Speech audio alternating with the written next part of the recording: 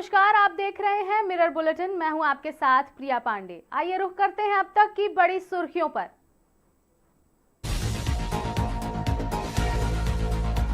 Sahibganj police की बड़ी कार्रवाई, लोडेड पिस्टल और संदिग्ध पदार्थों के साथ पश्चिम बंगाल का आरोपी गिरफ्तार।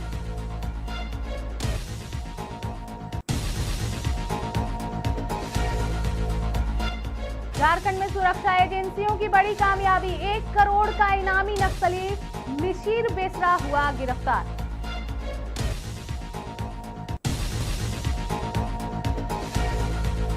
श्रावणी मेले पर आतंकी साए का अलर्ट, देवघर में सुरक्षा के अभेद किले में बदला मेला क्षेत्र।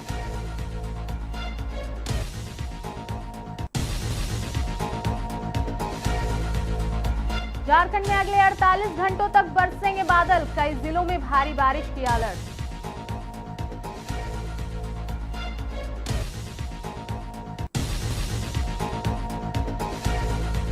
कॉमनवेल्थ गेम्स 2026 में भारत का दमदार प्रदर्शन, गुलबीर सिंह ने जीता ऐतिहासिक रजत, कई और पदक पक्के।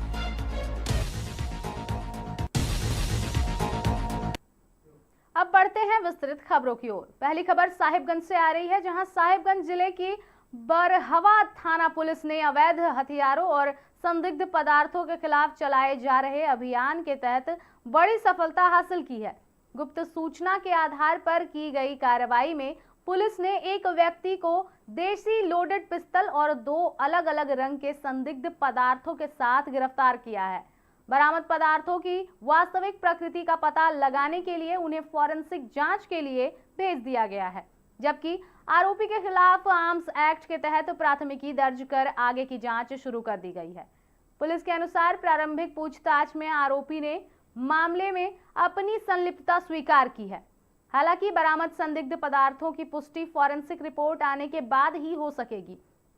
इसके साथ ही पुलिस यह भी जांच कर रही है कि आरोपी किसी बड़े गिरोह या अवैध तस्करी नेटवर्क से जुड़ा है या नहीं। मामले की हर पहलू से जांच की जा रही है।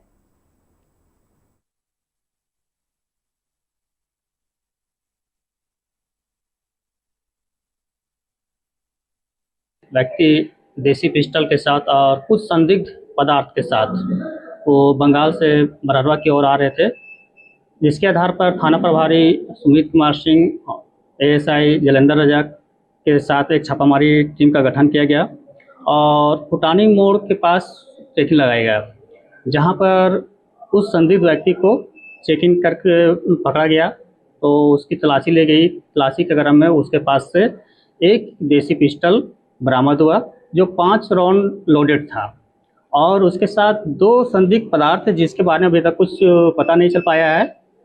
इसको जांच करने के बाद ही कुछ पता चल पाएगा। इसके आधार पर उस व्यक्ति की गिरफ्तारी की गई और उसका नाम पता पूछने पर वो अपना नाम बताया, इकराम मोमिन, पिता गयासुद्दीन मोमिन, जो धर्मडांगा पोस्ट बेवा थाना फरक्का जिला मुर्शिदाबाद का रहने वाला है।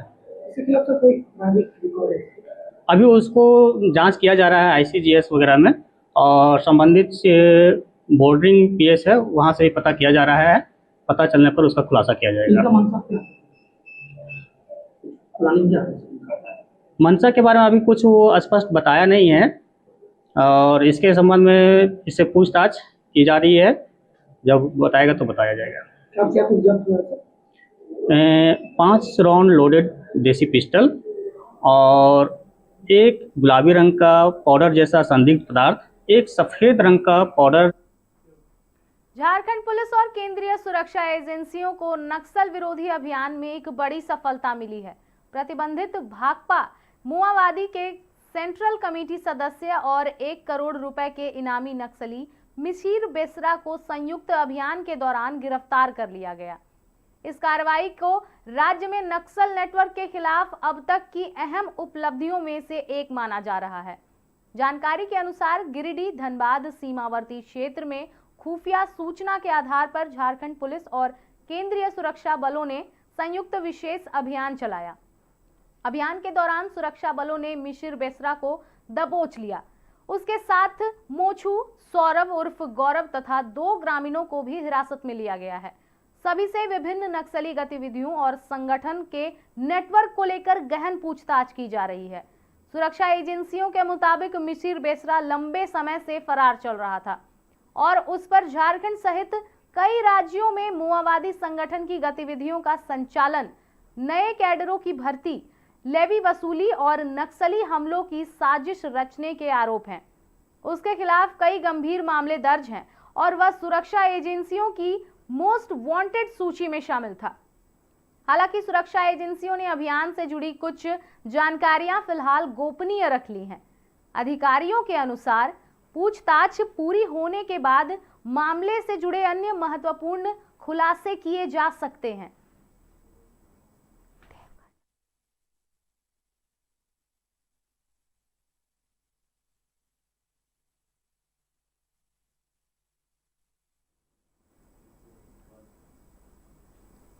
अगली खबर बाबा नगरी देवघर से आ रही है, जहां देवघर के विश्व प्रसिद्ध बाबा वैद्यनाथ धाम में चल रहे श्रावणी मेले को लेकर सुरक्षा एजेंसियां पूरी तरह सतर्क हो गई हैं। खुफिया एजेंसियों से संभावित आतंकी खतरे का इनपुट मिलने के बाद राज्य सरकार और पुलिस मुख्यालय ने देवघर सहित पूरे मेला क्षेत्र की सुरक्षा व्यवस्था को और अधिक सख्त कर दिया है। लाखों श्रद्धालुओं की सुरक्षा को सर्वोच्च प्राथमिकता देते हुए व्यापक निगरानी और विशेष सुरक्षा इंतजाम लागू किए गए हैं। मेला क्षेत्र, बाबा वैद्यनाथ मंदिर परिसर, प्रमुख प्रवेश द्वार, railway station, bus stand, parking स्थल और भीड़ भाड़ वाले स्थानों पर अतिरिक्त पुलिस बल, अर्धसैनिक बल और विशेष सुरक्षा टीमों की तैनाती की गई है। बम निरोधक दस्ता, डॉग स्क्वाड और एंटी सैबोटाज टीम लगातार संवेदनशील इलाकों की जांच कर रही है। वहीं सीसीटीवी कैमरों और कंट्रोल रूम के माध्यम से हर गतिविधि पर 24 घंटे नजर रखी जा रही है। सुरक्षा एजेंसियों ने श्रद्धालुओं से भी अपील की है कि किसी भी संदिग्ध व्यक्ति, लावारिस वस्तु या असामान्य गतिविधि की सूचना तुरंत पुलिस या सुरक्षा कर्मियों को दें। मेला क्षेत्र में बिना जांच के किसी को प्रवेश नहीं दिया जा रहा है और सभी प्रमुख मार्गों पर सघन वाहन जांच अभियान भी चलाया जा रहा है। प्रशासन का कहना है कि यह अलर्ट पूरी तरह एहतियातन के लिए बरता जा रहा है। श्रद्धालुओं को किसी तरह की अफवाहों पर ध्यान न देने और प्रशासन के दिशा निर्देशों का पालन करने की सलाह दी गई है। अधिकारियों ने भरोसा दिलाया है कि श्रावणी मेले को सुरक्षित, शांतिपूर्ण और व्यवस्थित ढंग से संपन्न कराने के लिए सभी आवश्यक सुरक्षा इंतजाम किए गए हैं।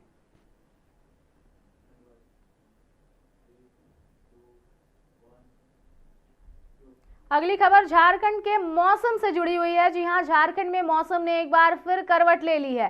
सक्रिय हुई नई मौसम प्रणाली के प्रभाव से अगले 48 घंटों के दौरान राज्य के कई जिलों में भारी से बहुत भारी बारिश होने की संभावना जताई गई है। मौसम विभाग ने लोगों को सतर्क रहने की सलाह देते हुए निचले इलाकों, नदी नालों और आसपास रहने वाले लोगों से विशेष सावधानी बरतने की अपील की है। मौसम वैज्ञानिकों के अनुसार बंगाल की खाड़ी से आ रही नमी और सक्रिय मानसूनी सिस्टम के कारण राज्य के अधिकांश हिस्सों में तेज बारिश के साथ गरज चमक और वज्रपात की भी आशंका बनी हुई है। राजधानी रांची सहित संथाल परगना, कोल्हान, पलामू और उत्तरी छोटा नागपुर प्रमंडल के कई जिलों में झमाझम बारिश हो सकती है।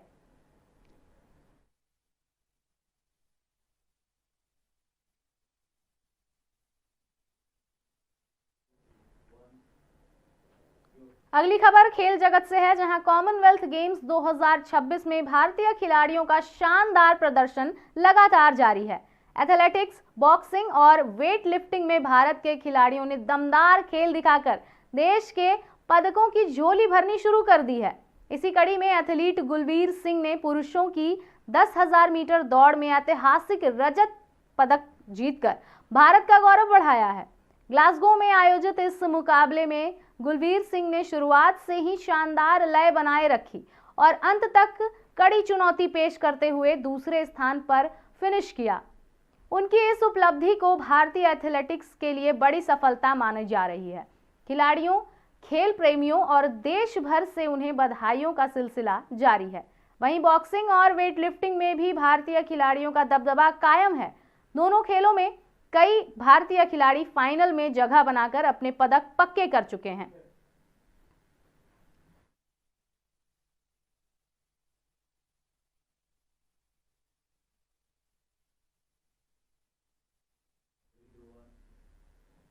अगली खबर धनबाद से आ रही है, जहां धनबाद राजद संगठन पर विचार विमर्श कार्यक्रम के तहत जिले के राजद नेताओं ने एक बैठक की और संगठन मजबूत करने को लेकर चर्चा की गई। इतना ही नहीं, इस दौरान नेताओं ने राजद के जिला अध्यक्ष पर निशाना साधते हुए उनके कार्यशैली पर सवाल उठाते हुए संगठन की मौजूदा स्थिति को लेकर कटाक्ष किया। उन्होंने कहा कि अभी धनबाद में संगठन अगर कहीं घेराव या विरोध प्रदर्शन करते हैं तो कार्यकर्ताओं को इकट्ठा नहीं हुआ जाता है। पहले बड़े बड़े कार्यक्रम हुआ करते थे, लोगों की भीड़ रहती थी, लोग खुले दिल से समर्थन भी करते थे और हमारा प्रतिनिधित्व हुआ करता था, लेकिन अभी संगठन की स्थिति विचारणीय है। क्या कुछ राजद नेताओं ने कहा, आपको सुनाते हैं।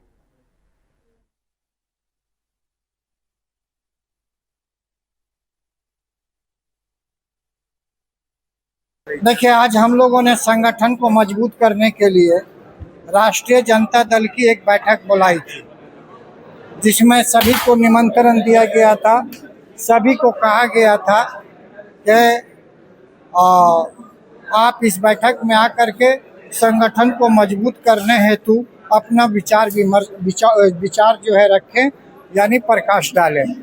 मैंने धनबाद जिला के अध्यक्ष को भी कहा था, राष्ट्रीय जनता दल के, और सभी लोगों को कहा था, जितने विंग के लोग हैं उनको भी कहा था कि आप लोग आइए।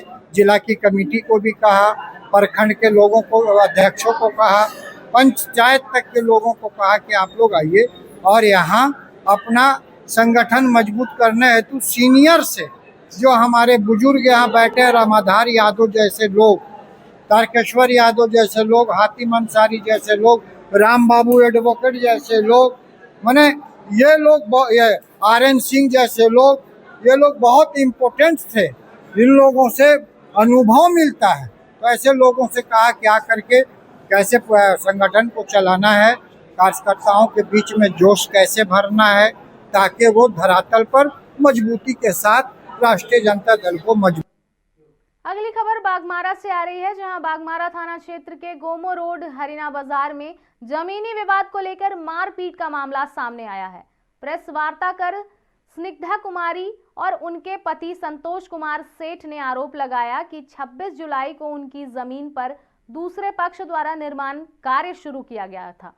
इसका विरोध करने पर दिनेश प्रसाद सेठ, सुजल कुमार, कुश कुमार समेत दर्जनों लोग ने उनके परिवार के साथ मारपीट की। पीड़ित पक्ष का कहना है कि संबंधित जमीन का मामला न्यायालय में विचाराधीन है, ऐसे में निर्माण कार्य नहीं कराया जाना चाहिए था। उनका आरोप है कि विरोध करने पर उनके परिवार के साथ मारपीट की गई। पीड़ित परिवार ने यह भी कहा कि स्थानीय थाना में शिकायत दर्ज कराने का प्रयास किया गया, लेकिन सहायता नहीं मिलने पर उन्होंने वरीय पुलिस अधीक्षक को आवेदन देकर निष्पक्ष जांच और आरोपियों पर कानूनी कार्रवाई की मांग की है।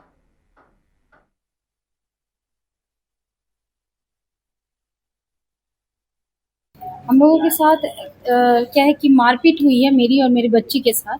हमारा जो जमीनी विवाद चल रहा है उसमें जबरदस्ती जो वॉल करवाया जा रहा है, बाउंड्री करवाई जा रही है, उसी का हमने विरोध किया। तो इसी तहत हमारे साथ मारपीट की गई, मेरी और मेरी बच्ची के साथ। मेरे हस्बैंड नहीं थे घर में, और उसके बाद फिर कुछ महिलाएं थी। सबसे बड़ा मुद्दा ये है कि उन लोगों ने दबाव डालकर और उसके बाद मारपीट करके और उसके जबरदस्ती हम लोगों को नहीं पता, हमें अज्ञात महिलाएं थी। हमने जब पूछा कि आप लोग कौन हैं, क्यों आई हैं यहाँ पे, तो उन्होंने बोला कि हम महिला समिति के अध्यक्ष हैं गोविंदपुर से।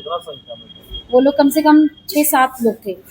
हाँ, उसमें 2 महिलाएं थी, एक पुरुष भी था जो कि लगातार वीडियो बना रहा था, और जो महिलाएं थी और जो लड़कियों टाइप की थी, ट्रांसजेंडर ही लग रही थी, पर वो लोग मान नहीं रही हैं, पर वो वही थी। जब हमने कहा कि आप अपना कार्ड दिखाइए, कार्ड, एक लेडी जो थी वो कार्ड लटकाए हुए, मैंने बोला दिखाओ ये कौन सा कार्ड है भाई, कौन से महिला समिति से तुम लोग हो। खबरों का दौर लगातार जारी रहेगा। फिलहाल मिरर बुलेटिन में आज के लिए इतना ही। हम फिर लौटेंगे कुछ प्रमुख खबरों के साथ ठीक इसी समय पर। तब तक के लिए देखते रहें मिरर मीडिया।